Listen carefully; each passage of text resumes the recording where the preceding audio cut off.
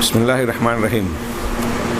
ان الحمد للہ نحمده ونستعینه ونستغفره ونعوذ باللہ من شرور انفسنا وسیئات اعمالنا من يهده الله فلا مضل له ومن يضلل فلا هادي له واشهد ان لا الہ الا اللہ وحدہ لا شریک له واشهد ان محمدا عبده ورسوله اما بعد اعوذ باللہ من الشیطان الرجیم بسم اللہ الرحمن الرحیم یا ایہا الذین آمنوا اتقوا اللہ حق تقاتہ ولا تموتن الا وانتم مسلمون یا ایہا الناس اتقوا ربکم الذی خلقکم من نفس واحدہ وخلق منها زوجها وبث منهما رجالا كثيرا ونساء واتقوا الله الذي تساءلون به والارحام ان الله كان عليكم رقيبا یا ایہا الذین آمنوا اتقوا اللہ وقولوا قولا سدیدا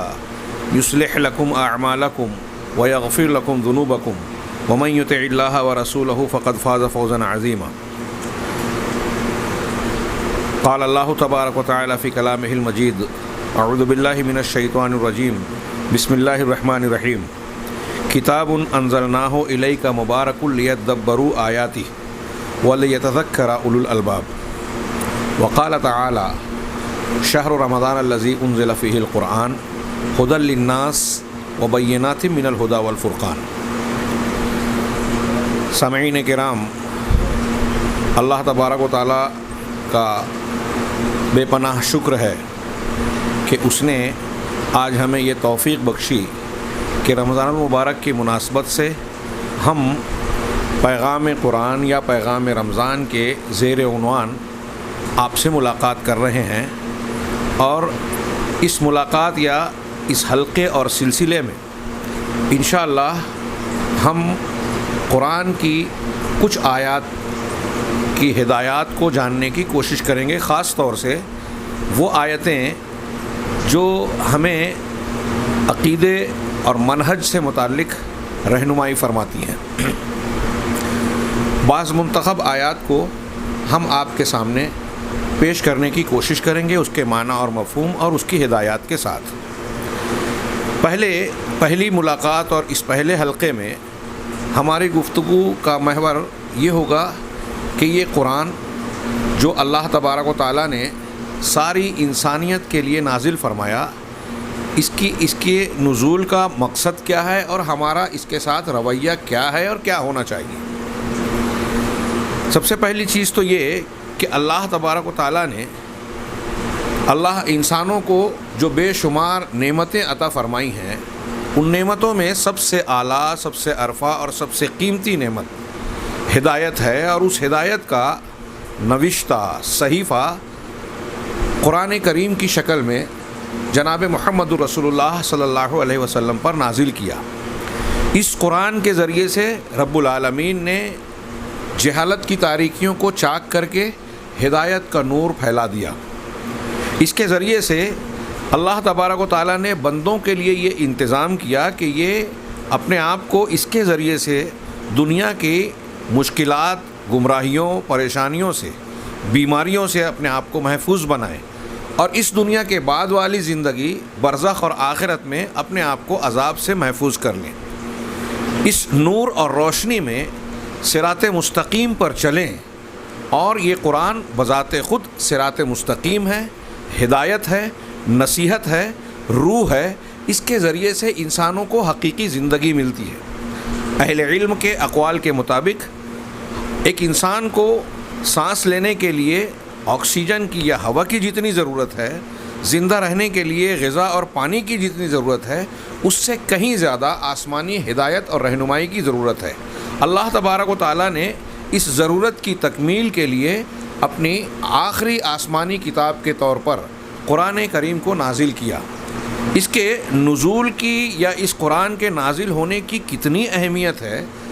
میں ایک ایسی بات جو عام طور سے اہل علم دہراتے رہتے ہیں سرسری طور سے تذکرہ کروں کہ آپ دیکھیے، جس مہینے میں قرآن کا نزول ہوا، لوح محفوظ سے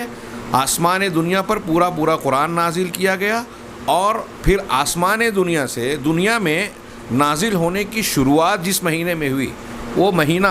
ماہ رمضان ہے۔ اللہ تعالیٰ نے ارشاد فرمایا شہر رمضان الذی انزل فیہ القرآن، رمضان ہی وہ مہینہ ہے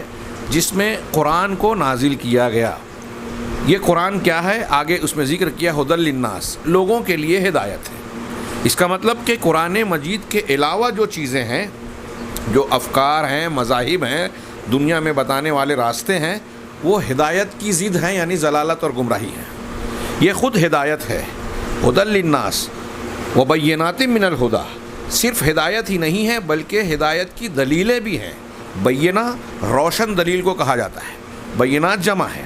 یعنی یہ ہدایت کی روشن دلیلیں ہیں۔ قرآن ایسی کتاب ہے جو بذات خود ہدایت ہے اور اپنے آپ کو ہدایت ثابت کرنے کی بڑی زبردست سائنٹیفک، قابل فہم، فطری اور قابل قبول دلیلیں بھی پیش کرتا ہے کہ ایک انسان اگر اس کا مطالعہ کرے، غور و فکر کرے، تو وہ یہ ماننے پر مجبور ہوگا کہ انسان کی کامیابی اور سعادت کا راز اسی کتاب کو قبول کرنے اور اسے اپنی زندگی کا لائحہ عمل اور نظام حیات بنانے میں ہے۔ بینات من الہدی والفرقان، اور یہ فرقان بھی ہے حق اور باطل میں، اہل حق اور اہل باطل میں، صراط مستقیم اور صراط منحنی کے درمیان، سچائی اور جھوٹ کے درمیان، اچھائی اور برائی کے درمیان، حق اور باطل کے درمیان فرق کرنے والی صلاحیت رکھتی ہے یہ کتاب، دونوں کے درمیان تمیز کر دیتی ہے۔ چنانچہ یہ قرآن اس مہینے میں جب نازل ہوا، اللہ تبارک و تعالیٰ نے اس مہینے کو مبارک مہینہ بنا دیا، برکتوں اور رحمتوں والا موسم بنا دیا کہ اس کے چاند جیسے ہی اس ماہ کا آغاز ہوتا ہے، ہلال رمضان نظر آتا ہے، جناب محمد رسول اللہ صلی اللہ علیہ وسلم کے فرمان کے مطابق جو صحیح بخاری اور مسلم میں موجود ہے کہ جنت کے دروازے کھول دیے جاتے ہیں، جہنم کے دروازے بند کر دیے جاتے ہیں، اور سرکش شیاطین کو مقید کر دیا جاتا ہے، پابند زنجیر کر دیا جاتا ہے، ان کے اثرات کو کم کر دیا جاتا ہے، اور ہر روز اللہ کی طرف سے ندا دی جاتی ہے کہ نیکی کے کرنے والے آگے بڑھ، برائی کے کرنے والے رک جا۔ اللہ تبارک و تعالیٰ اس ماہ مبارک میں اپنی رحمت و مغفرت کو عام کر کے گویا نیکیوں کے لیے راہیں ہموار کر دیتا ہے، جنت کے راستے کو آسان کر دیتا ہے، اور جہنم اور برائی کے راستے کو مشکل اور تنگ کر دیتا ہے، شیطان کی تاثیر اور اثرات کو محدود کر دیتا ہے، کم سے کمتر کر دیتا ہے۔ اس سے یہ اس مہینے میں یہ اہتمام کیوں ہے؟ اس لیے کہ اس مہینے میں قرآن نازل ہوا۔ اس مہینے کی جس رات میں قرآن نازل ہوا، اللہ تبارک و تعالیٰ نے اس کے بارے میں ارشاد فرمایا، ایک پوری سورہ نازل کی، سورۃ القدر، انا انزلناہ فی لیلۃ القدر، ہم نے اس قرآن کو قدر کی رات میں، قدر و منزلت کی یا تقدیر کی، دونوں معنی کیے جا سکتے ہیں۔ سال بھر کی جو تقدیر مقرر ہوتی ہے، ہمارے یہاں بہت سارے مسلمانوں میں یہ بات مشہور ہے، بعض اقوال اور غلط روایات کی بنیاد پر، کہ سالانہ تقدیر 15 شعبان کو، جسے لوگوں نے شب برات کا نام دے دیا، اس میں متعین ہوتی ہے، لیکن قرآن کی اس تعبیر سے اور اس کی تفسیر میں جو صحیح طور سے روایتیں ہیں، اور خود قرآن کے معنی اور مفہوم کو سامنے رکھیں، دوسری آیات سے ملا کر دیکھیں، تو یہ ثابت ہوتا ہے کہ سالانہ تقدیر کی رات کہ اللہ تبارک و تعالیٰ لوح محفوظ سے فرشتوں کے حوالے سال بھر کے معاملات کی جو تقدیر پیش کرتا ہے یا انہیں ان کے حوالے کرتا ہے، وہ رمضان کے آخری عشرے کی 5 طاق راتوں میں سے ایک رات ہے، جسے لیلۃ القدر کہا گیا، اور سورہ دخان میں لیلہ مبارکہ کہا گیا، اور کہا گیا کہ اس میں قرآن کو نازل کیا ہم نے۔ یہاں فرمایا انا انزلناہ فی لیلۃ القدر، ہم نے اس قرآن کو قدر کی رات میں نازل کیا۔ وما ادراک ما لیلۃ القدر، اور تمہیں کیا پتہ، کیا معلوم کہ لیلۃ القدر، قدر کی رات کیا ہے؟ یہ سوال بیان کرنے کے بعد پھر سے سوال کرنا، یہ دراصل لوگوں کو کی توجہ مبذول کرانے کے لیے ہے، اور یہ بتانے کے لیے کہ جو بات بیان کی جا رہی ہے وہ بڑی عظیم الشان ہے، بڑی اہمیت کی حامل بات ہے، اس پر توجہ دینی چاہیے، سرسری طور سے نہ لیا جائے کہ لیلۃ القدر وما ادراک ما لیلۃ القدر۔ پھر آگے فرمایا لیلۃ القدر خیر من الف شہر، کہ یہ وہ رات ہے جو 1000 مہینوں سے زیادہ بہتر ہے۔ مفہوم یہ ہے کہ اگر اس ایک رات میں حدیث کے الفاظ کے مطابق ایمان اور ثواب کی نیت سے اللہ کے وعدے پر اور اللہ تبارک و تعالیٰ کے بیان پر یقین رکھتے ہوئے اسے ایمان کہا گیا، اور احتساب یعنی اخلاص کے ساتھ ثواب کی امید رکھتے ہوئے اگر کوئی شخص اس میں عبادت کرتا ہے، قیام کرتا ہے، تو اللہ کے رسول صلی اللہ علیہ وسلم فرما رہے ہیں کہ اس کے پچھلے سارے گناہ معاف ہو جائیں گے، اور قرآن کی آیت کہہ رہی ہے کہ اس ایک رات کی عبادت اس کے حق میں 1000 مہینوں کی عبادت سے زیادہ بہتر ہے۔ اللہ تبارک و تعالیٰ نے دوسری امتوں کے مقابلے میں امت محمدیہ کی عمر کم رکھی۔ اس امت کی عمر اوسط 60 سال، لیکن اس 60 سال میں ایسے کئی مواقع اور فضیلت کے مرحلے عطا فرمائے کہ اگر ایک انسان ایمان اور اخلاص کے ساتھ ان مواقع کا صحیح استعمال کرے تو 60 سال کی عمر میں ہزاروں سال کا اجر و ثواب کما سکتا ہے۔ پچھلی امتوں کے مقابلے میں بہت زیادہ اجر و ثواب، جنہوں نے برسوں صدیوں کی عمر پائی ہو، ان کے مقابلے میں زیادہ اجر و ثواب کا مستحق اپنے آپ کو بنا سکتا ہے۔ ان مواقع میں سے ایک موقع یہ ہے کہ آدمی لیلۃ القدر کا صحیح استعمال کر لے۔ اللہ تبارک و تعالیٰ نے اس ماہ مبارک میں یہ رات، عظیم الشان رات جو ہم کو عطا کی، اس کی بنیادی وجہ یہ ہے کہ اس رات میں قرآن کریم، قرآن مجید، جسے خود اللہ نے مجید کہا، مجد والا، ایک بڑی جامع صفت ہے کہ اس میں عظمت اور تعریف کی بہت ساری چیزیں سمٹی ہوئی ہیں، اس لیے یہ قرآن مجید ہے، قرآن کریم ہے۔ تو اللہ تبارک و تعالیٰ نے فرمایا کہ یہ اس لیلۃ القدر میں نازل کیا گیا، اس لیے لیلۃ القدر کو یہ عظمت عطا ہوئی کہ دنیا کی سال بھر کی کوئی رات کو یہ مقام اور یہ مرتبہ، یہ فضیلت حاصل نہیں۔ اس سے آپ اندازہ لگا سکتے ہیں کہ قرآن کریم کی کیا حیثیت ہے۔ قرآن جناب محمد رسول اللہ صلی اللہ علیہ وسلم پر نازل ہوا، حضرت جبرائیل علیہ السلام لے کر آئے، وہی فرشتے لاتے تھے، تو یہ فرشتوں میں سردار ہوئے، جناب محمد رسول اللہ صلی اللہ علیہ وسلم رسولوں میں رسولوں کے سردار ہوئے، انبیاء کے سید المرسلین بنے۔ اور جس امت پر نازل ہوا، جس امت کے لیے یہ قرآن کریم نازل ہوا، وہ امت خیر امت ہے۔ اللہ تبارک و تعالیٰ نے سورہ فاطر میں، سورہ سبا میں ارشاد فرمایا، ثم اورثنا الکتاب الذین اصطفینا من عبادنا، کہ پھر ہم نے اپنے بندوں میں سے جن بندوں کو چن لیا، منتخب کر لیا، ہم نے انہیں قرآن کا، اس کتاب کا، الکتاب کا وارث بنایا۔ بہت سی امتیں اور قومیں گزری، لیکن ان قوموں میں سے جس امت کو ہم نے منتخب کیا، ایک چوائس کی حیثیت دی، اسے چنندہ قوم اور امت کی حیثیت دی، وہ قوم ہے، وہ امت ہے جنہیں ہم نے کتاب کا وارث بنایا۔ اس آیت کی تفسیر میں علامہ شنقیطی اور دوسرے کئی مفسرین کہتے ہیں کہ یہ امت محمدیہ کی زبردست فضیلت بیان کر رہی ہے کہ اللہ تبارک و تعالیٰ نے اس امت کو اس کتاب کی وراثت کے لیے چن لیا، اور تمام امتیوں کے لیے خیر کی بات ہے۔ اور اس امت میں، امت محمدیہ میں، اگر کسی کے اندر کوئی اچھائی، کوئی فضیلت، کوئی برتری ہے تو وہ دراصل قرآن کریم کی برکت کا ہی حصہ ہے۔ فَمِنْهُمْ ظَالِمٌ لِنَفْسِهِ وَمِنْهُمْ مُقْتَصِدٌ وَمِنْهُمْ سَابِقٌ بِالْخَيْرَاتِ۔ اس آیت میں آگے اللہ نے فرمایا کہ اب اللہ نے، ہم نے اس امت کے انہیں منتخب بندوں کو اس کا وارث بنایا، تو اب ان وارثین میں سے کچھ لوگ ظالم ہیں، کچھ لوگ درمیانہ راستہ چلنے والے ہیں، اور کچھ سابق بالخیرات ہیں۔ یہ مومنون کی 3 درجات ہیں۔ ایک وہ جو نیکیوں کے ساتھ گناہ کرتے ہیں، وہ ظالم ہیں۔ ایک مقتصد وہ ہیں جو فرائض پر عمل کرتے ہیں، نوافل اور مستحبات نہیں کرتے، یا حرام سے بچتے ہیں، مکروہات سے نہیں بچتے۔ اور سابق بالخیرات وہ ہے جو فرائض کے ساتھ ساتھ نوافل اور مستحبات پر بھی عمل کرتے ہیں، اور حرام کے ساتھ ساتھ مکروہات سے بھی بچتے ہیں۔ یہ اعلیٰ درجے کے، یہ 3 درجات مومن کے ہیں۔ اور قرآن کی اگلی آیت یہ کہتی ہے کہ اللہ تبارک و تعالیٰ نے ارشاد فرمایا کہ ان تمام لوگوں کو جو قرآن کے وارثین ہیں اور قرآن پر ایمان رکھنے والے ہیں، ہم جنت میں داخلہ دیں گے۔ علامہ شنقیطی کہتے ہیں کہ میرے نزدیک قرآن کی سب سے زیادہ امید والی آیت امت محمدیہ کے حق میں، امید والی آیتوں میں سب سے زیادہ یہ آیت ہے جس میں ظالم، مقتصد اور سابق 3 طبقات کو بیان کرنے کے بعد تینوں کے لیے اللہ تعالیٰ نے آگے جنت کا وعدہ کیا۔ تو آپ اندازہ لگائیے کہ اس امت کی ایک فضیلت، بلکہ سب سے بڑی فضیلت یہ ہے کہ یہ امت قرآن کی وارث ہے۔ لیکن صرف کیا قرآن کا مل جانا ہمارے لیے فضیلت میں کافی ہے، یا فضیلت کی بات کے لیے کافی ہے؟ نہیں، بلکہ قرآن یا کوئی بھی ذمہ داری اگر کسی انسان کو ملتی ہے، کوئی فضیلت ملتی ہے، تو اس فضیلت کے ساتھ ساتھ ایک ذمہ داری اور حق بھی ہوتا ہے، قرآن کا حق ہوتا ہے۔ یہاں سوال یہ پیدا ہوتا ہے، ایک دوسرے پہلو سے پہلے میں گفتگو کروں کہ قرآن کے اتنی اہمیت اور اس سے جڑے ہوئے لوگوں کی اتنی فضیلت کے ساتھ ساتھ آپ یہ دیکھیے کہ اللہ تبارک و تعالیٰ نے اس قرآن کے نزول کے لیے، اس کو محفوظ رکھنے کے لیے کس قدر اہتمام کیا۔ میرے سامنے بخاری اور مسلم کی ایک بڑی مشہور روایت ہے۔ حضرت ابن عباس رضی اللہ تعالیٰ عنہ نے، قدر تفصیلی روایت میں اس کا خلاصہ اپنے الفاظ میں پیش کروں۔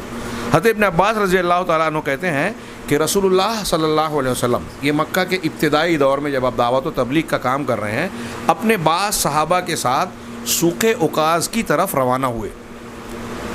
یہ عکاظ ایک جگہ کا نام تھا جہاں اس زمانے میں بڑا میلہ لگتا تھا سالانہ۔ نبی کریم صلی اللہ علیہ وسلم جب یہ میلہ لگتا تو وہاں میلے میں شرکت کے لیے تفریح کے طور پر نہیں جاتے تھے، بلکہ دعوت و تبلیغ کے لیے کہ دور دراز سے لوگ اس میلے میں شرکت کے لیے آ رہے ہیں، وہاں آسانی سے لوگ مل جائیں گے اور میں ان تک توحید کا پیغام، اللہ کا دین پہنچا دوں۔ چنانچہ نبی کریم صلی اللہ علیہ وسلم اپنے بعض صحابہ کے ساتھ سوق عکاظ کی طرف جا رہے تھے۔ اس درمیان حضرت ابن عباس کہتے ہیں کہ شیاطین اور آسمان کی خبر کے درمیان رکاوٹ پیدا کر دی گئی۔ جب اللہ کے نبی صلی اللہ علیہ وسلم ادھر جا رہے ہیں، اور اس کے بعد حضرت ابن عباس بیان کر رہے ہیں کہ جب قرآن کے نزول کا سلسلہ شروع ہوا تو اللہ تبارک و تعالیٰ نے آسمان میں پہرے بٹھا دیے۔ شیاطین اور آسمان کی خبروں کے درمیان رکاوٹ پیدا کر دی گئی۔ اب جو شیاطین یا جن آسمان کی خبریں لینے کے لیے جاتے تھے تو ایک خاص حد پر پہنچنے پر ان کو شہب یعنی شہاب ثاقب ان کا تعاقب کرتے اور ان کو نقصان پہنچاتے۔ تب جب ایسا معاملہ ہوا تو شیاطین آپس میں اپنے قوم کی طرف لوٹے اور آپس میں میٹنگ کرنے لگے، بات چیت کرنے لگے، اور کہا کہ یہ کیا معاملہ ہو گیا کہ ہمارے اور آسمان کی خبروں کے درمیان رکاوٹ ڈال دی گئی اور شہب کا ایک پہرا بٹھا دیا گیا، شہاب ثاقب کا پہرا بٹھا دیا گیا۔ تو انہوں نے کہا کہ یقیناً یہ جو آسمان کی خبر اور ہمارے درمیان رکاوٹ کی گئی ہے، اس کی کوئی نہ کوئی وجہ ہے، کوئی نہ کوئی واقعہ اور معاملہ ہوا ہے جس کی بنیاد پر ہمیں اس سے روکا گیا ہے یا یہ اہتمام کیا گیا ہے۔ چنانچہ اس بات کو کہ معاملہ کیا ہے جانکاری حاصل کرنے کے لیے ہمیں چاہیے کہ ہم زمین کے مشارق و مغارب، مشرقی حصوں میں اور مغربی حصوں میں پھیل جائیں اور تحقیق اور جستجو کریں، معلوم کریں کہ کیا نیا واقعہ اور معاملہ ہوا ہے جس کی وجہ سے آسمان کی خبروں پر پہرے بٹھائے گئے ہیں۔ چنانچہ جنوں کی مختلف ٹولیاں اور ٹکڑیاں دنیا کے مختلف علاقوں میں پھیل گئیں۔ ان میں سے ایک گروہ، جنوں کا ایک گروہ جو تہامہ کے علاقے سے گزرا، دنیا کے مختلف علاقوں میں جو ٹولیاں گئیں ان میں سے ایک ٹولی اور گروہ تہامہ عرب کا علاقہ جو تھا، نجد تہامہ کے علاقے میں گیا۔ وہ وادی نخلا کے پاس سے گزرا۔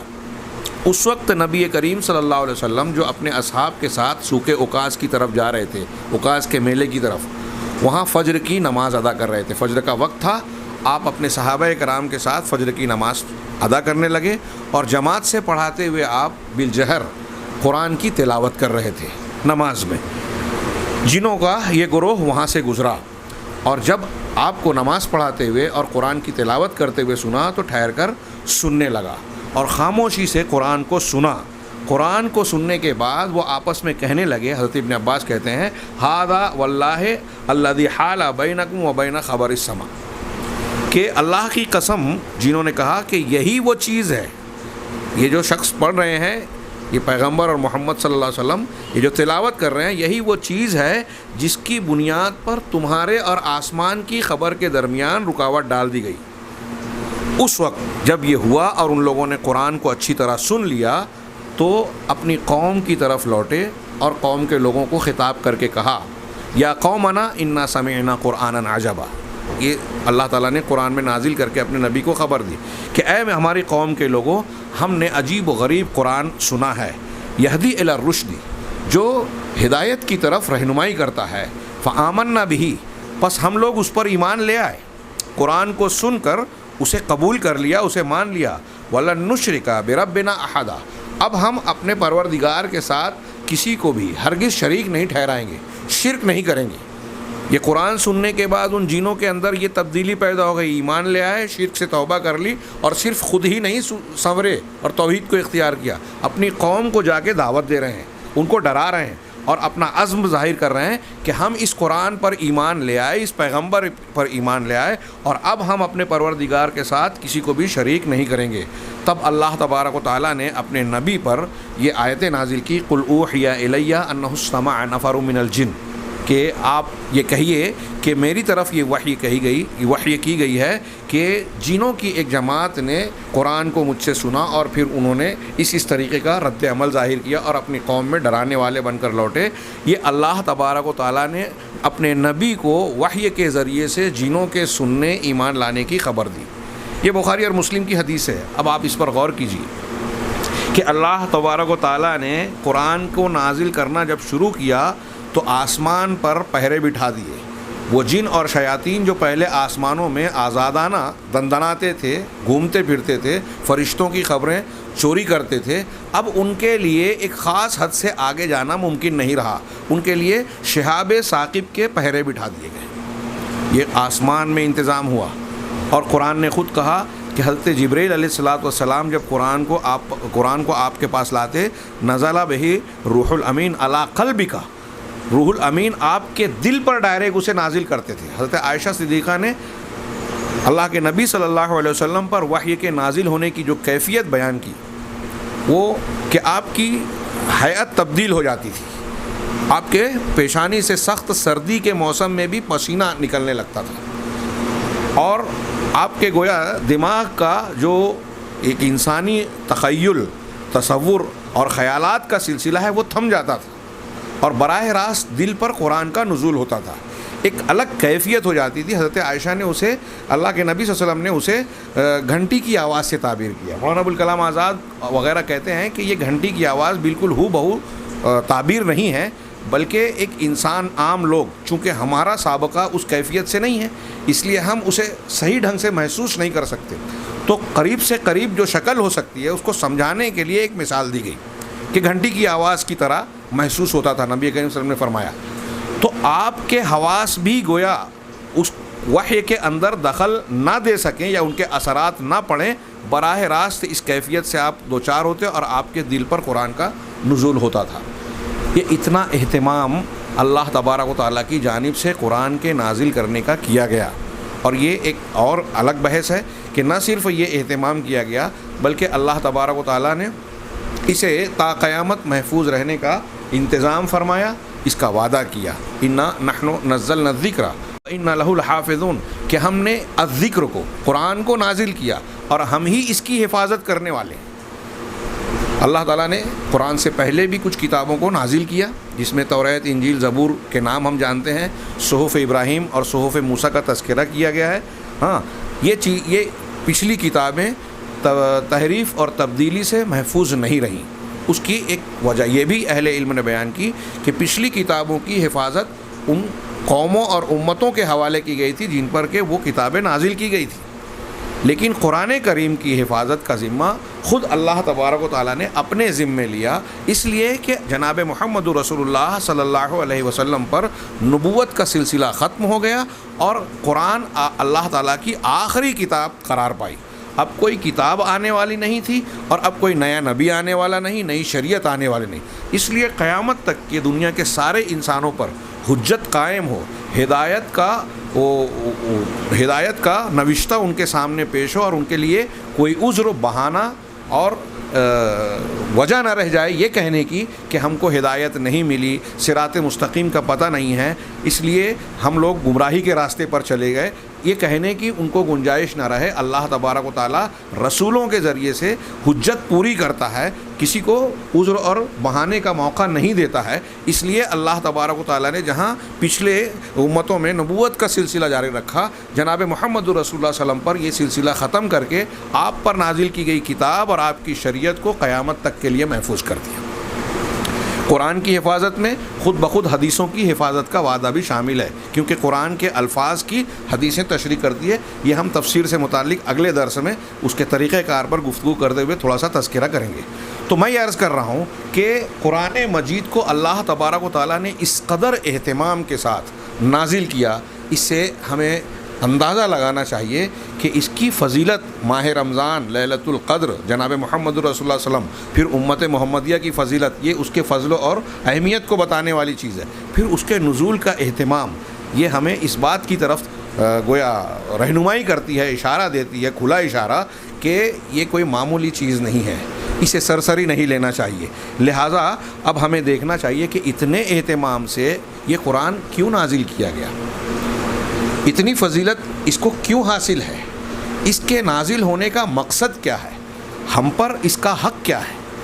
اور ہمیں اس کے ساتھ کیا رویہ اور معاملہ اختیار کرنا چاہیے. تو اس سلسلے میں نے قرآن کی ایک آیت شروع میں پڑھی تھی خطبہ مسنونہ کے بعد. اللہ تبارک و تعالیٰ نے سورہ صاد میں ارشاد فرمایا، کتاب انزلناہ الیک مبارک لیدبروا آیاتہ، کہ یہ کتاب ہے جس کو ہم نے آپ کی طرف نازل کیا. یہ برکت والی کتاب ہے. اللہ تعالیٰ نے اس کو مبارک کہا، کئی مقامات پر کہا کہ یہ مبارک ہے، برکت والی کتاب ہے. کیوں نازل کی؟ لیدبروا آیاتہ، تاکہ وہ اس کی آیتوں پر غور و فکر کریں، تدبر کریں. قرآن پر تدبر کرنا، غور و فکر کرنا. کیوں غور و فکر کرنا، تدبر کرنا؟ کہ اس کے علوم و معارف کو، اس کے معنی اور مفہوم کو سمجھیں کہ یہ قرآن ہم سے کیا کہہ رہا ہے،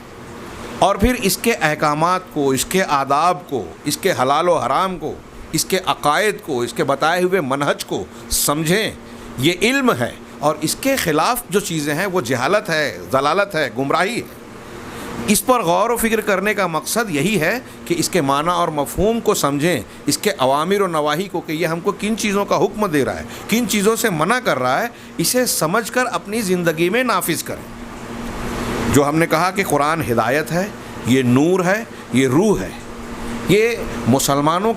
کا منہاج اور منہج ہے، زندگی کا منہج متعین کرنے والا، یہ زندگی کا راستہ اور نظام حیات ہے، یہ فرقان ہے، حق اور باطل میں تمیز کرنے والی چیز، اور یہی صراط مستقیم ہے. یہ وہ کتاب ہے جو انسانوں کو دنیا میں پھیلی ہوئی جتنی بھی گمراہیاں ہیں، جتنے باطل مذاہب اور غلط مسلک ہیں،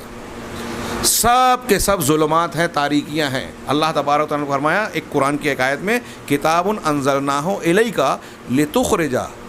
لتخرج الناس من الظلمات الی النور، کہ یہ کتاب ہے جسے ہم نے آپ کی طرف نازل کیا. کیوں کیا نازل؟ تاکہ آپ لوگوں کو ظلمات سے نکال کر نور کی طرف لائیں. ظلمات جمع ہے، تو اس پر اہل علم کہا کہ جتنی گمراہیاں دنیا میں پائی جاتی ہیں، جتنے مذاہب ہیں، باطل مذاہب، غلط مذاہب، وہ سب کے سب ظلمات ہیں. جتنے غلط مسلک ہیں، غلط عقیدہ پیش کرنے والی چیزیں ہیں، وہ سب کے سب ظلمات ہیں. غلط عقیدے اور منہج سے نکال کر یہ کتاب نور کی طرف لاتی ہے، یعنی روشنی کی طرف، اور وہ روشنی علم کی روشنی ہے، ہدایت کی روشنی ہے، رشد اور سچائی کی، صراط مستقیم کی روشنی ہے، اس کی طرف لاتی ہے. یہ قرآن کے نزول کا مقصد ہے کہ یہ ہدی للناس ہے، ہدی للمتقین ہے. یہ اللہ تبارک و تعالیٰ نے اس کے تدبر کے تعلق سے ذکر کرتے ہوئے کہا وَلِيَتَذَكَّرَ أُولُو الْأَلْبَابِ، اور تاکہ اولو الالباب،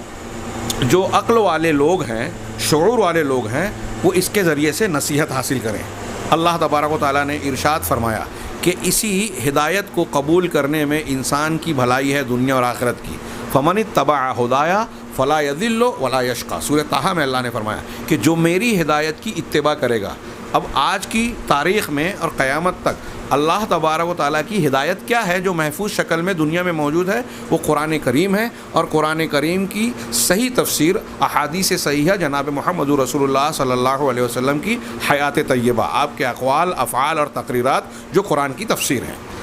یہ آپ اللہ کی ہدایت ہے. اللہ تعالیٰ نے فرمایا فَمَنِ اتَّبَعَ هُدَايَ، جو میری ہدایت کی پیروی کرے گا، فَلَا يَضِلُّ، وہ گمراہ نہیں ہوگا، وَلَا يَشْقَى، اور نہ بدبخت ہوگا. حضرت ابن عباس کہتے ہیں کہ اللہ تعالیٰ نے اس آیت میں یہ وعدہ اور وعید سنائی ہے کہ جو شخص قرآن مجید کی ہدایت پر عمل کرے گا، اس کو پڑھے گا، سمجھے گا اور اس پر عمل کرے گا، تو دنیا میں گمراہیوں سے بچے گا، ہر قسم کی گمراہی سے محفوظ رہے گا، اور آخرت میں ہر قسم کی بدبختی سے محفوظ رہے گا. اللہ تبارک و تعالیٰ نے قرآن مجید میں یہ بھی فرمایا کہ یہ قرآن زندگی کی سب سے بہترین رہنمائی کرتا ہے، راستے کی رہنمائی کرتا ہے۔ ان ھذا القرآن یہدی للتی ہی اقوم، کہ یہ قرآن وہ کتاب ہے جو اس راستے کی رہنمائی کرتا ہے جو سب سے بہتر، سب سے درست ہے، عقیدے میں،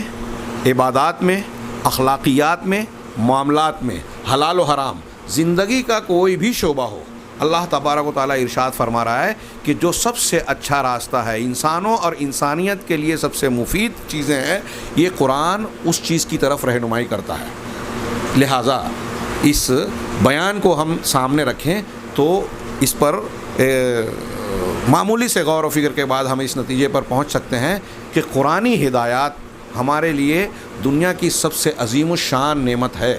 اگر اس ہدایت سے کوئی انسان منہ موڑتا ہے یا محروم ہوتا ہے تو وہ گمراہیوں کے اندھیرے میں جاتا ہے، اس کی دنیا بھی سیاہ اور برائیوں کا شکار ہوتی ہے، سیاہی کا شکار ہوتی ہے، اور آخرت بھی تباہی سے دوچار ہونے کا یقین کیا جا سکتا ہے آخرت کے تعلق سے۔ اللہ تبارک و تعالیٰ نے قرآن مجید میں بیان کیا کہ جو لوگ کسی بھی جماعت کے لوگ ہیں، قرآن کے نازل کرنے کے بعد اگر قرآن مجید سے کا انکار کرتے ہیں، قرآن کو نہیں مانتے جو لوگ، تو وہ ان کا ٹھکانہ ہمیشہ کا انتہائی دردناک عذاب ہے، آگ ہے، جہاں موت کو وہ پکاریں گے اور موت نہیں آئے گی۔ اللہ نے فرمایا وَمَن يَكْفُرْ بِهِ مِنَ الْأَحْزَابِ فَالنَّارُ مَوْعِدُهُ، کہ احزاب میں سے کسی بھی جماعت کا کوئی بھی شخص، دنیا کی کسی بھی قوم کا انسان ہو، احزاب میں سب آ گئے، ہاں، کوئی شخص اگر قرآن کا انکار کرتا ہے تو جہنم، آگ ہی اس کا موعد ہے، یعنی اس کا ٹھکانہ ہے۔ یہ تمام کافروں کے لیے عام ہے۔ جو لوگ قرآن کو نہیں مانتے، کسی بھی شکل میں قرآن کا انکار کرتے ہیں، تعویل کرنے والے، اور وہ ایک الگ بحث آئے گی، جو لوگ قرآن کا صراحتاً انکار کرتے ہیں یا قرآن پر ایمان نہیں رکھتے، نہیں مانتے، تو اللہ تعالیٰ کہہ رہا ہے کہ ان کا ٹھکانہ جہنم ہوگا۔ اسی طرح اللہ تبارک و تعالیٰ نے جو لوگ قرآن سے منہ موڑتے ہیں، روگردانی کرتے ہیں، انہیں گدھوں سے تشبیہ دی۔ اللہ نے فرمایا فما لہم عن التذکرۃ معرضین، کہ انہیں کیا ہو گیا ہے کہ وہ نصیحت سے، یعنی قرآن سے منہ موڑے ہوئے ہیں، منہ موڑے جا رہے ہیں، روگردانی کر رہے ہیں۔ کأنہم حمر مستنفرہ، گویا کہ وہ بدکے ہوئے گدھے ہیں، فرت من قسورہ، وہ گدھے جو شیر سے خوفزدہ ہو کر بھاگے جا رہے ہیں۔ تو اللہ تبارک تعالیٰ نے قرآن سے منہ موڑنے والے اور روگردانی کرنے والے لوگوں کو ان آیتوں میں، سورہ مدثر کی ان آیتوں میں کہا کہ وہ گدھوں کی طرح ہے، اور یہ کون سے گدھے ہیں؟ یہ جہنم کے گدھے ہوں گے۔ اللہ تبارک و تعالیٰ نے ارشاد فرمایا یہ بھی کہ جو لوگ اس قرآن مجید کو جو ہے سے اعراض کرتے ہیں، وہ قیامت کے دن بوجھ اٹھانے والے ہوں گے، ایسا بوجھ جس کو اٹھانے کی ان کو طاقت نہیں ہوگی۔ اللہ نے فرمایا وَقَدْ آتَيْنَاكَ مِن لَدُنَّا ذِكْرًا، یہاں قرآن کو ذکر کہا گیا، ہم نے اپنے پاس سے آپ کو ذکر عطا فرمایا۔ مَنْ أَعْرَضَ عَنْهُ فَإِنَّهُ يَحْمِلُ يَوْمَ الْقِيَامَةِ وِزْرًا، جو شخص اس سے اعراض کرے گا، منہ موڑے گا، تو قیامت کے دن وہ بڑا بوجھ اٹھائے گا، گناہ کا بوجھ اٹھائے گا۔ ہاں، وَخَالِدِينَ فِيهِ وَسَاءَ لَهُمْ يَوْمَ الْقِيَامَةِ حِمْلًا، یہ ایسا بوجھ، گناہ کا بوجھ ہوگا کہ جس میں وہ ہمیشہ ہمیش رہیں گے، اور یہ بہت قیامت کے دن یہ بہت برا بوجھ ہوگا ان کے اوپر جو لادا جائے گا۔ اللہ تبارک و تعالیٰ اس قرآن کے ذریعے سے بند دلوں کو کھولتا ہے، ہاں، بند دلوں کو سوجھ بوجھ عطا فرماتا ہے، فراست عطا فرماتا ہے، بند آنکھوں کو کھولتا ہے، اور اندھی آنکھوں کو کھول دیتا ہے، بصیرت سے نوازتا ہے، بہرے کانوں کو گویا سننے کی طاقت عطا فرماتا ہے۔ اللہ تعالیٰ نے ارشاد فرمایا وَمَنْ أَعْرَضَ عَنْ ذِكْرِي فَإِنَّ لَهُ مَعِيشَةً ضَنْكًا، جو شخص میرے ذکر سے، یعنی قرآن سے اور قرآن کی شریعت سے اعراض کرے گا، منہ موڑے گا، تو اس کے لیے تنگ زندگی ہوگی، تنگ زندگی، معیشتاً ضنکا۔ اس کی تفصیل میں نہ جاتے ہوئے اختصار کے ساتھ یہ عرض کروں کہ زندگی میں جتنی بھی الجھنیں، پریشانیاں، بیماریاں، تکالیف ہم کو پیش آتی ہیں، جس سے زندگی تنگی کا شکار ہو جاتی ہے، وہ سب معیشتاً ضنکا میں شامل ہے۔ آج کے ماحول میں ہم دیکھیں، ابھی پوری دنیا میں ایک وبا کا سایہ ہے، کورونا وائرس کا، دوسری بیماریاں ہیں، معیشت کے مسائل ہیں، معاشی بحران ہے، اقتصادی بحران ہے، یا اس قسم کی کوئی بھی چیز جو انسان کی زندگی کو اجیرن بنا دے، پریشانیوں سے دوچار کر دے وے، خوف زدہ کر دے وے، بھوک پیاس میں مبتلا کر دے وے، ایسی ساری چیزیں معیشتاً زنکا یعنی تنگ گزران اور تنگ زندگی کی تفسیر میں شامل ہے۔ اللہ تعالیٰ نے ارشاد فرمایا کہ جو ہمارے ذکر سے قرآن سے اعراض کرے گا اس کے لیے تنگ زندگی ہوگی۔ میں یہ کہہ سکتا ہوں یا اس آیت کی روشنی میں ہم یہ سمجھ سکتے ہیں کہ آج جو پوری دنیا خوف اور دہشت کے ماحول میں جی رہی ہے، معیشت کی پریشانیوں سے دوچار ہے اور ایک طریقے سے دنیا کا چکا جام ہو گیا ہے، یہ اللہ تبارک و تعالیٰ کی قدرت اور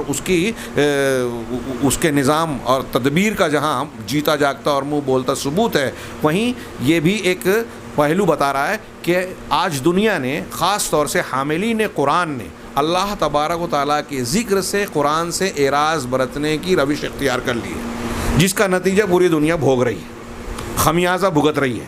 اللہ نے فرمایا کہ جو شخص ایسا کرے گا، اعراض کرے گا قرآن سے، اس کے لیے تنگ زندگی ہوگی اور قیامت کے دن ہم اسے اندھا بنا کر اٹھائیں گے۔ اس کا مفہوم مخالف یہ ہوا کہ اگر اللہ کے ذکر سے ہم اعراض نہیں کریں گے تو ہم کو زندگی کی خوشحالیاں ملے گی، اللہ کی نعمتیں ملے گی، اللہ تبارک و تعالیٰ کا رحم و کرم ہم کو حاصل ہوگا۔ یہ وہ قرآن ہے جس کے عجائب ختم نہیں ہوتے اور نہ ہی بار بار پڑھنے سے،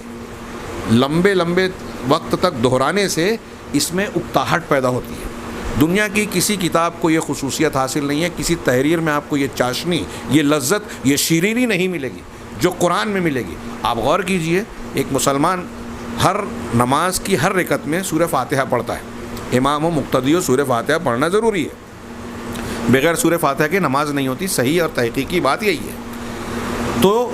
آپ غور کیجئے کہ آپ ہر رکعت میں سورہ فاتحہ پڑھتے ہیں، کبھی آپ کو محسوس ہوا کہ سورہ فاتحہ پڑھتے پڑھتے اکتاہٹ، بوریت محسوس ہو رہی ہے، اس کو پڑھنے میں مزہ نہیں آ رہا ہے، لذت محسوس نہیں ہو رہی ہے؟ نہیں، یہ دنیا کا واحد کلام آپ پائیں گے کہ جتنا زیادہ پڑھیں گے اتنی تازگی محسوس ہوگی، ہر مرتبہ نئی لذت، نئی تازگی اور نئی فرحت اس کے ذریعے سے حاصل ہوگی، سکون اور اطمینان حاصل ہوگا۔ تو یہ قرآن ایسا ہے کہ اس میں ہر غوطہ لگانے والے کے لیے، غور و فکر کرنے والے کے لیے نیا موتی ہے، ہر انتہا سے ایک نیا آغاز کوئی کر سکتا ہے۔ قرآن مجید کی تفسیر سے متعلق ابھی ہم گفتگو کریں گے کہ بعض چیزیں تو ایسی ہے کہ اس کلام کی گہرائیوں کو، اس کی وسعتوں کو، اس کے علم کے سمندر کو دنیا کا کوئی انسان بلکہ سارے انسان سمیٹ نہیں سکتے۔ یہ بحر ناپیدا کنار ہے، ہاں، اس کے موتی ختم نہیں ہوتے، اس کے عجائب کا کوئی انتہا نہیں ہے۔ لکل حد مطلع، ہر انتہا پر جہاں آپ اونچائی سے اونچائی پر پہنچ جائیں وہاں سے آپ ایک نئے سفر کا آغاز کر سکتے ہیں، ہاں، اور اس کو بار بار پڑھنے سے، دن رات آپ پڑھتے رہیں، دہراتے رہیں، اس سے اکتاہٹ اور بوریت نہیں ہوگی۔ دنیا کی کسی تحریر میں آپ کو یہ چاشنی، یہ لذت نہیں ملے گی۔ اسی طریقے سے اس کی تاثیر عجیب و غریب، قرآن جو سمجھتا ہے معنی اور مفہوم کو، وہ سنے پڑھے، اور ایک وہ آدمی جو بغیر سمجھے بوجھے سنتا ہے، دونوں پر قرآن کی کچھ نہ کچھ تاثیر ہوتی ہے۔ اس سلسلے میں موقع نہیں ہے، آپ مولانا اقبال کیلانی صاحب کی فضائل قرآن کا مقدمہ پڑھیے، اور لماذا اسلمنا عربی کی بہت ساری وہ کتابیں جس میں یہ بتایا گیا کہ دنیا کے مختلف ماہرین اور مختلف فنون سے متعلق لوگ جو اسلام میں داخل ہوئے اور ہو رہے ہیں، وہ کیوں اسلام میں داخل ہوئے، ان کی روداد آپ پڑھیے، مطالعہ کیجیے۔ شیخ اقبال کیلانی کہتے ہیں کہ میں نے کئی 100 لوگوں کے داستان اور روداد پڑھی جنہوں نے اسلام قبول کیا، اور ان میں سے چند کا انہوں نے بطور نمونہ، مثال کے طور پر واقعہ بھی نقل کیا۔ تو انہوں نے کہا کہ میں نے جو چیز محسوس کی مشترک طور پر کہ جتنے لوگوں نے اسلام قبول کیا وہ کہیں نہ کہیں قرآن کے مطالعے سے ضرور متاثر ہوئے، قرآن نے ان پر اثر کیا، اللہ کے نبی صلی اللہ علیہ وسلم کی سیرت نے بھی اثر کیا، اور کہیں نہ کہیں قرآن پڑھنے سے ضرور کوئی نہ کوئی تبدیل ہوا۔ اور یہ آپ جناب محمد، ابھی آپ نے واقعہ سنا کہ جینوں کی جماعت نے ایک مرتبہ قرآن سنا ایمان لے آئے۔ نبی کریم صلی اللہ علیہ وسلم کے عہد مبارک میں ایسی آپ کو سینکڑوں مثالیں ملے گی کہ ایک دیہاتی ہے، ایک شہر کا ہے، ایک صاحب علم ہے، یہاں تک کہ نجاشی بادشاہ ہیں، ورقہ بن نوفل ایک عالم دین ہیں، نصرانی عالم ہیں، ایسے پڑھے لکھے لوگ، ایک صاحب اقتدار لوگ قرآن سنتے ہیں، جناب محمد رسول اللہ صلی اللہ علیہ وسلم کی تعلیمات کو اختصار کے ساتھ سنتے ہیں اور تھوڑی دیر میں قبول کر لیتے ہیں کہ یہ اللہ کے سچے رسول ہیں، یہ اللہ کا کلام ہے، نجاشی نے کہا تھا نا کہ جس کلام کو تم نے پڑھا اپنے دربار کے مسلمانوں نے سورہ مریم کی جو آیتیں پڑھی تھی حضرت عیسیٰ علیہ السلام سے متعلق، تو نیچے ایک تنکا اٹھا کر کہا کہ اس کلام میں حضرت عیسیٰ علیہ السلام کے بارے میں جو باتیں بیان کی گئی ہے، حضرت عیسیٰ اس تنکے برابر نہ اس سے زیادہ تھے نہ کم تھے. یہ وہی کلام ہے جو موسیٰ علیہ السلام پر جہاں سے جس مصدر سے مشکات سے مقام سے نکلنے والا کلام آیا تھا وہیں سے نکلا ہوا یہ کلام بھی ہے. تو اللہ کے نبی صلی اللہ علیہ وسلم کے دور سے لے کر آج تک لاکھوں، میں لاکھوں کم کہہ رہا ہوں، اگر کروڑوں کہا جائے تو شاید مبالغہ نہ ہو، ایسی گواہیاں اپنوں اور غیروں کی ملے گی کہ قرآن مجید کو سننے کے بعد ان پر عجیب کیفیت طاری ہوئی. کیلانی صاحب نے ایک نوجوان عیسائی لڑکی کا ذکر کیا ہے کہ وہ اپنی سہیلی کے ہاں روزہ افطار کی دعوت میں شریک ہوئی، اس کے بعد مغرب کی نماز سننے لگی، کہنے لگی کہ میں عیسائی تھی، قرآن کا ایک لفظ بھی معنی اور مفہوم کے اعتبار سے میں نہیں سمجھ رہی تھی، لیکن نماز پڑھانے والا قاری اور امام جو قرآن پڑھ رہا تھا اسے سن کر میری آنکھوں سے بلا اختیار آنسو جاری ہو گئے.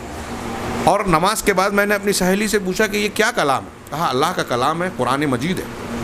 کہا مجھے اس کا ٹرانسلیشن دو، میں اسے پڑھنا چاہتی ہوں. یہ عجیب و غریب کلام ہے جس کے معنی اور مفہوم کو میں نہیں سمجھ رہی تھی، اسے سن کر میری آنکھوں سے آنسو جاری ہو گئے. اور بعد میں جب اس نے قرآن سمجھ کر پڑھا تو کچھ ہی دنوں میں اسلام قبول کر لیا. ایسی آپ کو بہت ساری مثالیں ملے گی. وہ کفار مکہ جو اللہ کے نبی صلی اللہ علیہ وسلم سے بعض وجوہ کی بنیاد پر قد اور بیر رکھتے تھے اور آپ پر ایمان نہیں لاتے تھے، وہ بھی یہ تسلیم کرتے تھے کہ قرآن جیسا کلام ہم نہیں پیش کر سکتے. قرآن نے ان عرب کے اہل فصاحت و بلاغت کو جو دوسروں کو اجمی گونگا کہتے تھے اور اپنے آپ کو زباندان مانتے تھے، اور اس سلسلے میں وہ انتہائی اعلیٰ معیار پر زباندانی کے پہنچے ہوئے تھے،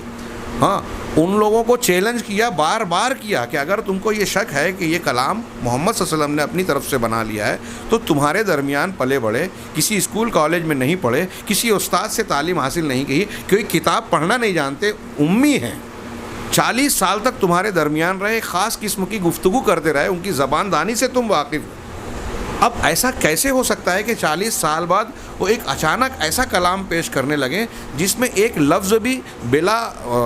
حش و زوائد والا نہ ہو، اس کے اندر عجیب و غریب تاثیر ہو، علم کی گہرائی ہو، فصاحت و بلاغت کی انتہا ہو، ایسی انتہا کہ جو کوئی انسان اس کی مثال پیش نہیں کر سکتا. اور پھر بھی تمہیں شک ہے تو محمد صلی اللہ علیہ وسلم تمہارے درمیان پلے بڑے ہیں، وہ ایک انسان ہے.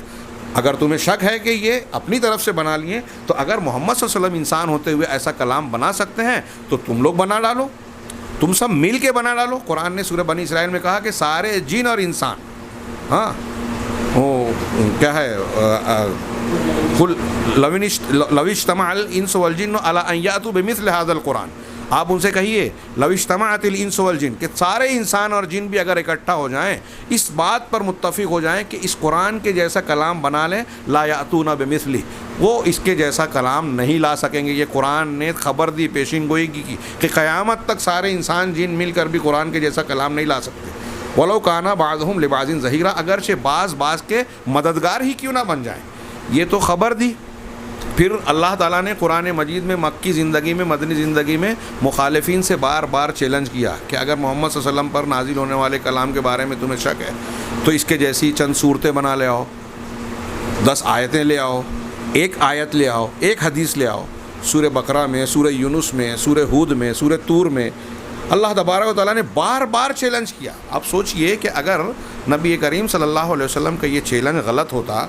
اور کوئی پھوس پھوسا یا ہوائی بات ہوتی تو کفار مکہ جو زبان دان تھے، جو نبی کریم صلی اللہ علیہ وسلم کی مخالفت پر کمر بستہ تھے، آپ کی مخالفت میں جو کر سکتے تھے سب کچھ کیا. آپ کے موافقین کو ستایا، بائیکاٹ کیا، قتل کی کوششیں کی، نبی کریم صلی اللہ علیہ وسلم کے لیے قتل کا منظم پروگرام بنایا، آپ کو جو ہے ستایا، آپ کی زندگی کو مشکل بنایا، آپ کو لالچ دیا، آپ کو دھمکی دی، آپ کو ہجرت پر مجبور کر دیا، آپ سے جنگیں کی، سب کیا، لیکن قرآن کے اس چیلنج کا جواب نہیں دیا، بلکہ مختلف موقعوں پر یہ اعتراف کیا ہے کہ یہ انسان ایسا کلام نہیں بنا سکتا. اور اس وقت جو زبان دان لوگ تھے ان لوگوں نے جب عاجزی کا اظہار کیا کہ ہم قرآن کے جیسا کلام نہیں بنا سکتے، تو بعد کے لوگ جو زبان دانی میں ان سے بھی کم درجے کے ہیں وہ کہاں سے لا سکتے ہیں. قیامت تک قرآن کا یہ چیلنج دنیا انسانیت پر قائم ہے. اور اگر تاریخ کے کسی دور میں کسی انسان نے یہ کوشش کی کہ ہم قرآن کے جیسا کلام بنا لیں گے، تو کوشش کرنے کے بعد ایک مدت کے بعد بالآخر اس نے یہ اعتراف کیا کہ یہ کلام، کہ ہم ایسا کلام نہیں بنا سکتے۔ اللہ تبارک و تعالیٰ کا یہ کلام مسلمانوں کے حق کے لیے اللہ کے نبی صلی اللہ علیہ وسلم کا قیامت تک ایک جیتا جاگتا دائمی معجزہ ہے اللہ کی طرف سے۔ اللہ کا وہ معجزہ، چونکہ اب نئی نبوت آنے والی نہیں، نیا نبی آنے والا نہیں، اس لیے اللہ تبارک و تعالیٰ نے جناب محمد رسول اللہ صلی اللہ علیہ وسلم کو، جن کی نبوت قیامت تک کے لیے، شریعت قیامت تک کے لیے، ان کو قیامت تک کے لیے یہ معجزہ خالدہ، ہمیشہ ہمیش رہنے والا معجزہ عطا کیا، تاکہ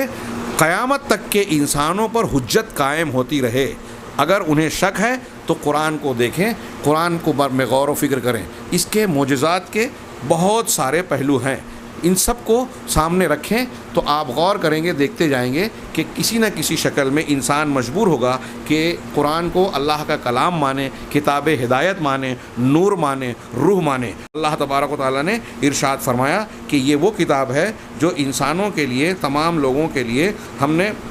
جو ہے عزت کا سامان، دنیا میں شرف و عزت کا سامان بنایا اور آخرت میں کامیابی اور سرخروئی کا ذریعہ بنایا۔ یہ وہ کتاب ہے جس کے ذریعے اللہ تبارک و تعالیٰ کچھ لوگوں کو عزت اور بلندی عطا فرماتا ہے اور کچھ لوگوں کو پستی عطا فرماتا ہے۔ اللہ تبارک و تعالیٰ نے فرمایا کہ جو اس حدیث کو، اس قرآن کو جھٹلاتا ہے، وہ بالآخر اللہ کی پکڑ اور گرفت میں آئے گا۔ فذرنی ومن یکذب بہذا الحدیث سنستدرجہم من حیث لا یعلمون واملی لہم ان کیدی متین۔ یہ اللہ تبارک و تعالیٰ کی دنیا انسانیت کے ہدایت کے لیے آخری کتاب ہے، موعظت ہے، متقیوں کے لیے ہدایت ہے اور فرقان ہے۔ لہٰذا سارے انسانوں کی، دنیا میں جتنے بھی شر ہیں، وہ سب کے سب اس قرآن کی تعلیمات سے اعراض کرنے کا نتیجہ ہے۔ اس قرآن سے منہ پھیرنے کے نتیجے میں دنیا کے سارے شرور اور برائیاں آپ کا تعاقب کریں گی، اور دنیا کے سارے خیر اور بھلائیاں قرآن کی طرف متوجہ ہونے میں ہیں۔ آپ کو عزت ملے گی، آپ کو شفا ملے گی، آپ کو اچھائیاں ملے گی اس قرآن کے اختیار کرنے میں۔ لہٰذا وہ لوگ قابل مبارکباد ہیں جو قرآن جن کے حق میں حجت بننے والا ہے۔ اللہ کے رسول کی ایک حدیث میں ہے کہ قرآن یا تو تمہارے حق میں حجت ہے یا تمہارے خلاف حجت ہے۔ تو وہ لوگ خوش قسمت ہیں جن کے حق میں قرآن حجت بننے والا ہے۔ کن کے حق میں؟ جو قرآن کو پڑھیں گے، سمجھیں گے، اس کے احکامات کو قبول کریں گے اور اس پر عمل کریں گے۔ یہ قرآن کے حقوق ہیں۔ یتلونہ حق تلاوتہ، قرآن کی ابھی تفسیر کے باب میں ہم یہ پڑھیں گے کہ قرآن کی تلاوت یا حفظ صرف یہ نہیں ہے کہ اس کے الفاظ کو آپ پڑھ لیں،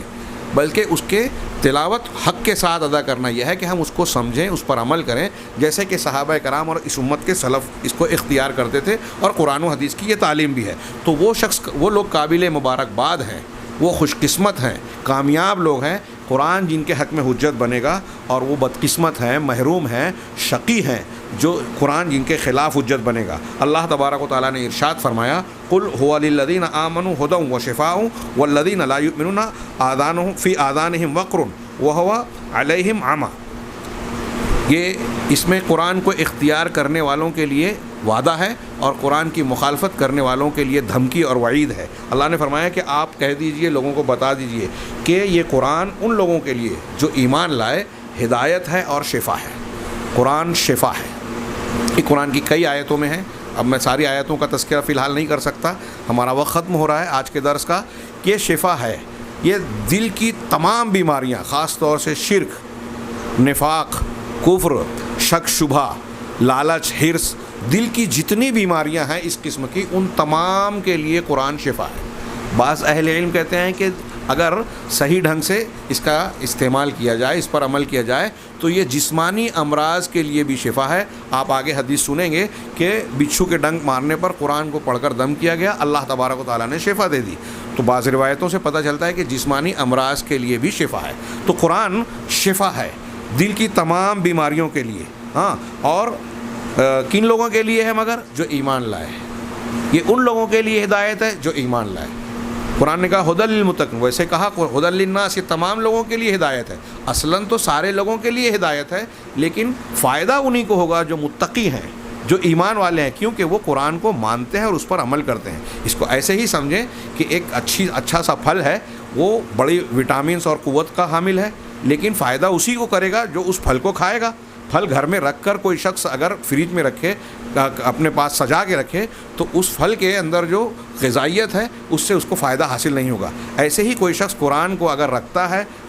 جزدان میں سجا کے رکھتا ہے یا صرف اس کا نام لیتا ہے، تو اس سے اسے فائدہ ہونے والا نہیں ہے، بلکہ ایمان کے ساتھ میں اگر اس پر عمل کر رہا ہے، سمجھ کر اس کے اوامر و نواہی کو بجا لا رہا ہے، قرآن کے عقیدے کو اختیار کرتا ہے، قرآن کی بتائی ہوئی عبادات کو اختیار کرتا ہے، قرآن کے بتائے ہوئے آداب کو اختیار کرتا ہے، اور جو مکارم اخلاق قرآن میں بتائے گئے ہیں ان مکارم اخلاق کو اختیار کرتا ہے، تو یہ ان لوگوں کے لیے شفا اور ہدایت ہے، ان کے لیے سعادت اور سرخروہی کا ذریعہ ہے۔ والذین لا یؤمنون، اور جو لوگ ایمان نہیں رکھتے، قرآن کو نہیں مانتے، قرآن کو قبول نہیں کرنا چاہتے، اللہ تعالیٰ نے فرمایا فی آذانہم وقر، ان کے کانوں میں بوجھ ہے،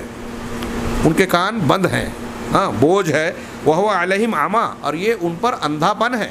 ان کے لیے اندھے پن کی بات ہوگی۔ اولئک ینادون من مکان بعید، یہ وہ لوگ ہیں جن کو دور سے آواز دی جا رہی ہے۔ ایک آدمی بہت دور ہے، آپ اسے آواز دیں تو ظاہر سی بات ہے کہ وہ نہ آواز سنے گا نہیں تو جواب نہیں دے گا، تو ایسے ہی یہ کافر لوگ ہیں، یا قرآن کو نہیں ماننے والے، قرآن پر توجہ نہ دینے والوں کو قرآن نے کہا کہ یہ ایسے لوگ ہیں جن کو دور سے آواز دی جا رہی ہے، ان کے کانوں میں بوجھ ہے، ڈاٹ ہے، یہ کان بند ہے جس کا وہ اپنے صحیح طریقے سے استعمال نہیں کر رہے ہیں۔ عقل ہے، شعور نہیں رکھتے، کان ہے، سن نہیں رہے ہیں، آنکھ ہیں، دیکھ نہیں رہے ہیں۔ اس میں آپ اندازہ لگا سکتے ہیں کہ جو لوگ قرآن کو نہیں مانتے ان کے لیے کتنی سخت وعید ہے۔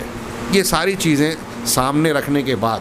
حاصل کلام کے طور پر آج کے درس میں یہ عرض کرنا چاہوں گا کہ اب قرآن کی فضیلت، اس کے نزول کا اہتمام، اللہ تبارک و تعالیٰ کا قرآن کے بارے میں تعارف، اور یہ بتانا کہ یہ سب سے عظیم الشان نعمت ہے، یہ انسانوں کے لیے ہدایت ہے، یہ انسانوں کی، ہماری اور آپ کی روز مرہ کی ضرورت ہے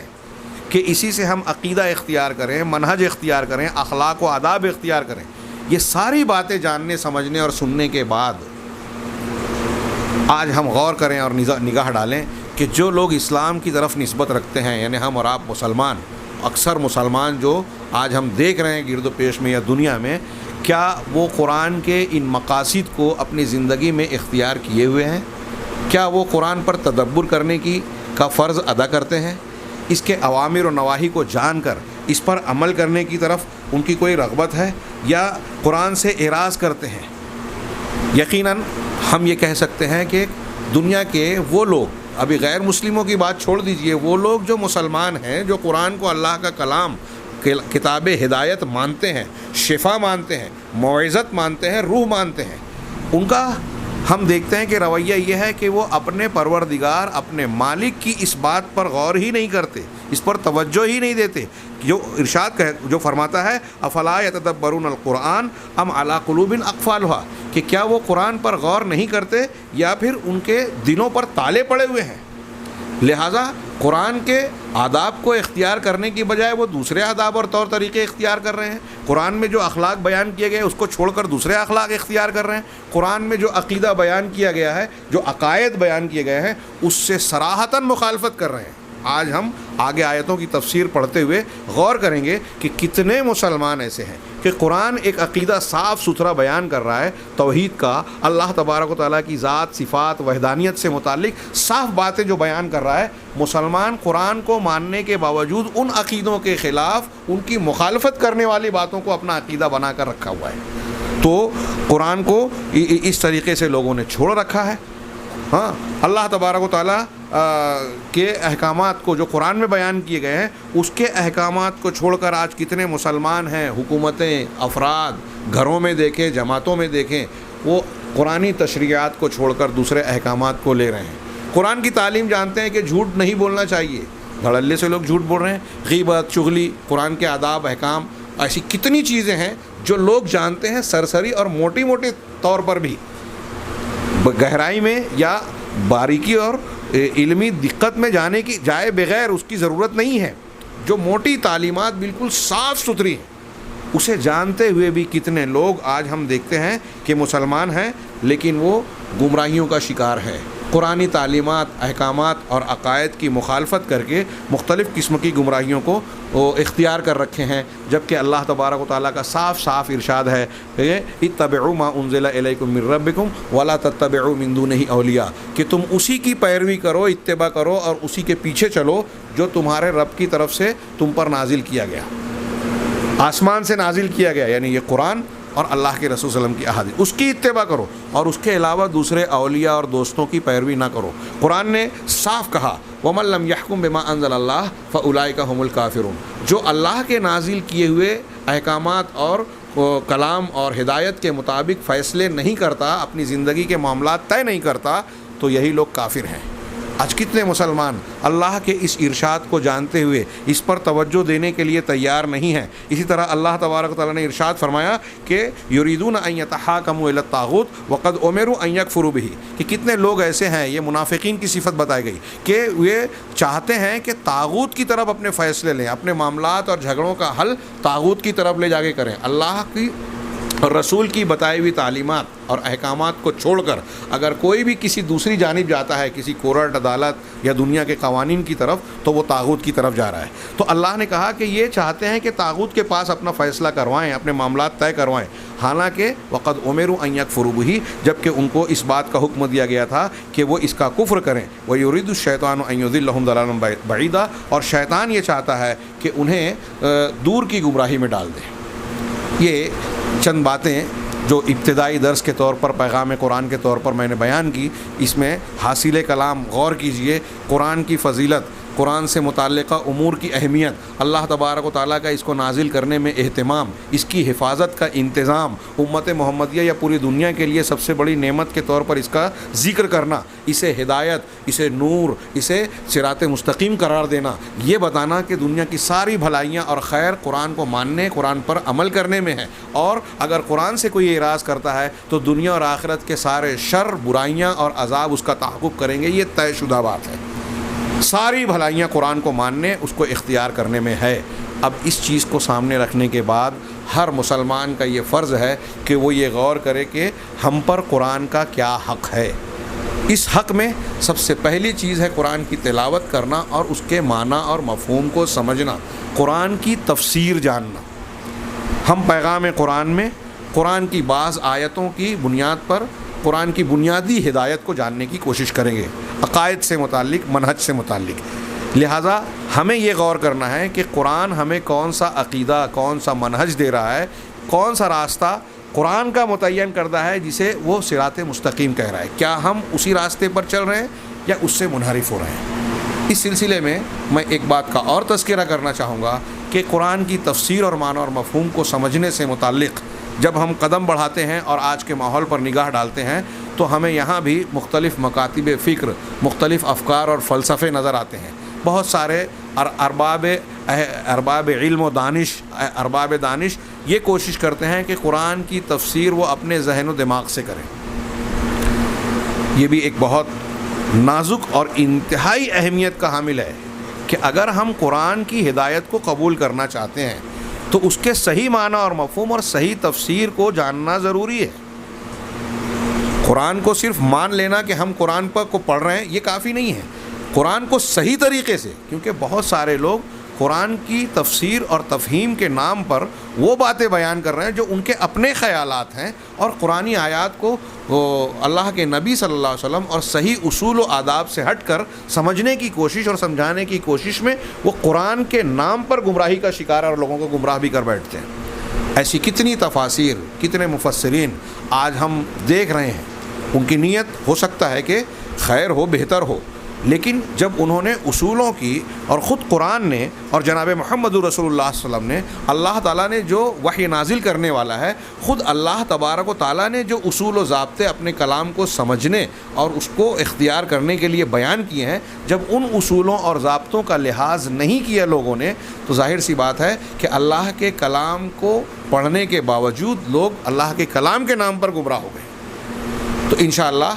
اگلے درس میں ہم یہ جاننے کی کوشش کریں گے کہ قرآن کی تفسیر کا بنیادی طور سے بنیادی ضابطہ کیا ہے۔ اللہ تبارک و تعالیٰ سے دعا ہے کہ وہ ہمیں قرآن صحیح طریقے پر سمجھنے، اس پر عمل کرنے کی توفیق عطا فرمائے۔ قرآن کے جو بھی حقوق ہیں اسے ہماری اپنی طاقت اور قوت اور علم کے اعتبار سے ادا کرنے کی توفیق عطا فرمائے اور ہماری نیتوں میں اخلاص عطا فرمائے۔ وآخر دعوانا ان الحمد للہ رب العالمین۔